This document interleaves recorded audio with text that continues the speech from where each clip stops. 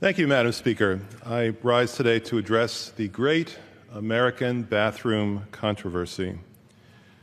This is a picture on my right of someone who may or may not be recognizable to many Americans today. I'll say her name. The name may be more recognizable to some. Her name is Christine Jorgensen.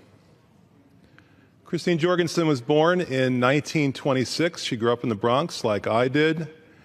She went to high school at Christopher Columbus High School, which was near the public housing where I grew up in the Bronx.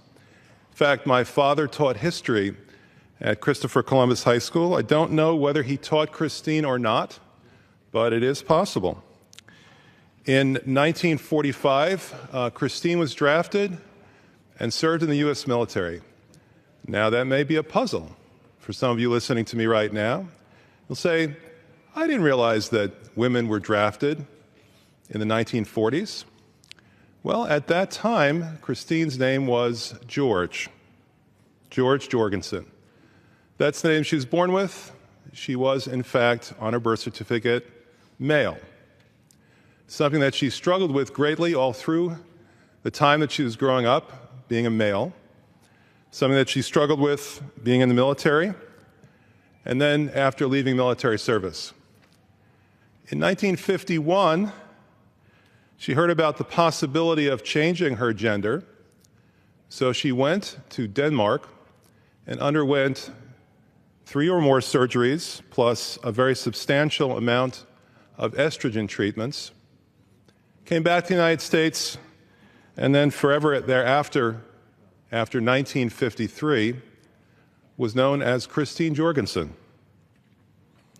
Christine Jorgensen was out. She was well known in America as someone who was transgendered. I knew about her story when I was growing up in the 60s and 70s. She made no effort to hide. She didn't feel any shame about it. In fact, she was proud of the fact that she'd been able to take advantage of what medicine had to offer and live the life that she felt she would have been able to live from the beginning if she'd had the proper gender. She had some degree of fame. Republican Vice President Spiro Agnew referred to her once in a speech to mock one of his political opponents. And she performed both as a singer and as an actress all through the 50s, through the entire 1960s, and well into the 1970s. She was the most famous, if you will, transgendered person in America, probably to this day. Now, I have to tell you, I don't know exactly where she went when she had to go. I don't know exactly whether she went into a men's room or a ladies' room, but here's the interesting thing. Even though this was something new under the sun, even though America had never had to address this issue before, no one ever even bothered to ask.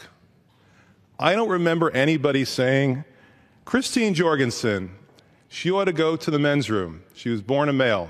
Or, for that matter, Christine Jorgensen, she identifies as a female. She should go to the ladies' room. Isn't it odd that America in the 1950s seems to have shown a lot more maturity than America is showing today with our great bathroom controversy right now, where the cisgendered people of America try to dictate to the transgendered people of America where they can go to the bathroom, or at least, frankly, the more bigoted among us. Now, we had a law passed recently in North Carolina.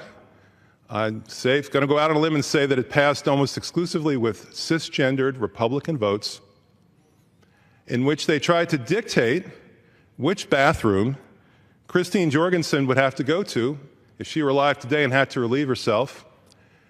And amazingly enough, they actually decided in their wisdom that Christine Jorgensen, if she were alive today, like all of her transgendered brothers and sisters, Christine Jorgensen would have to go to the bathroom that she didn't identify as, but instead the bathroom that was on her birth certificate. Now, this is particularly ironic. There was one form of discrimination that Christine Jorgensen did actually face during her lifetime. She's not allowed to get married.